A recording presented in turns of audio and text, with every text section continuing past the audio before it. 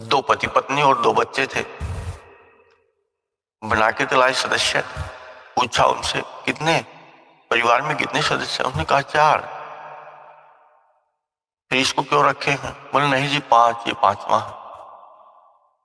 उसको अपने से अलग कर दिया, परिवार के सदस्य अलग कर दिया, लेकिन उसको गोद लिया, उसको संभाला, बच्चे की तरह करते हैं परवरिश जी भगवान की। लेकिन सदस्य नहीं मानते, उसको उस पत्थर रूप मानते।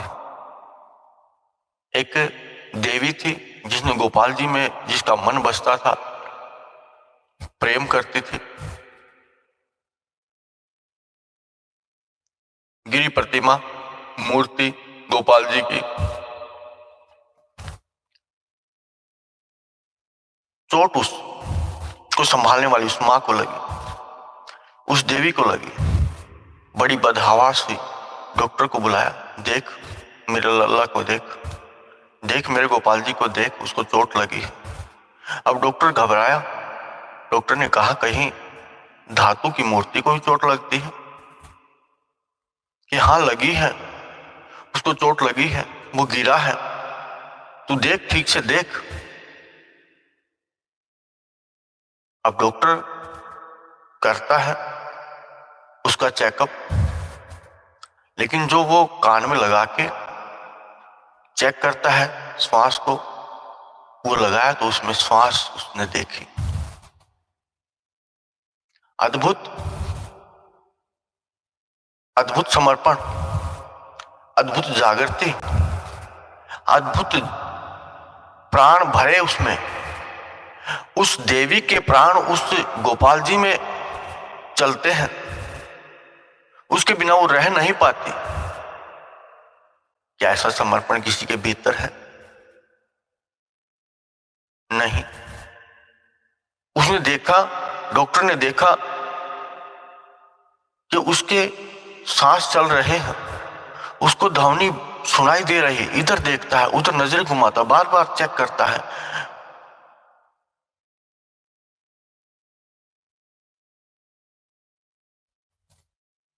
और वहां से चल निकला। देवी ने पूछा, उस मां ने पूछा, डॉक्टर कहां जाता है? कि वहीं जहां ये दुनियादारी नहीं, जहां ये प्यारा है। मैं भी अपना मन का मीत खोजता हूं। मीत तो सब खोजते हैं, लेकिन मन का नहीं मिलता, क्योंकि हम उसमें प्राण नहीं भरते। पंडित पुजारी मूर्ति में प्राण भरते हैं, बिना प्राण का, बिना प्रेम का, बिना प्रेम के सामने वाले में प्राण नहीं होते। प्रेम हो जाए, सच्चा हो जाए, लेकिन उसके बिना प्राणहीन। वो है ख्यालों में तो जीवंत, अगर वो नहीं ख्यालों में, वो नहीं मन में, अगर चाहत नहीं भीतर, तो निर्जीव। निर्जीव और सजीव वो परमपिता भी करता है, लेकिन इंसान की प्रेम की पराकाष्ठा भी। लेकिन स्वयं को जान ले, गुरु और सत्संग की शरण लेते हैं, लेकिन स्वयं का समर्पण कोई नहीं करता। स्वयं का समर्पण कोई नहीं करता, स्वयं को कोई खोता नहीं। खोने के लिए अपने भीतर में उसको स्थापित करना होता है। फिर मैं नहीं रहता, फिर वो हो जाता है, और वो के भीतर मैं हो जाता है, फिर वो ना रहता, मैं हो जाता है। दोनों एक दूसरे के प्रति सम्माहित, मैं उसमें वो मुझ में, मैं उसमें वो मुझ में, मेरी जगह वो नजर आए और उसकी जगह मैं नजर आऊं। मैं देखूं उसको तो मैं नजर आऊं, वो देखे मुझे तो वो नजर आए।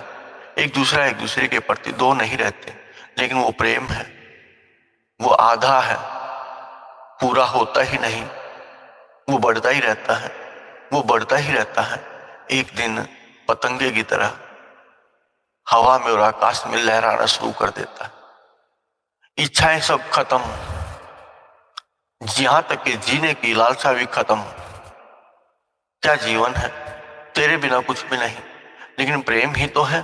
लेकिन हो जाए तब ना, लेकिन होना जरूरी है, लेकिन उसके लिए अपने आप को खोना जरूरी है।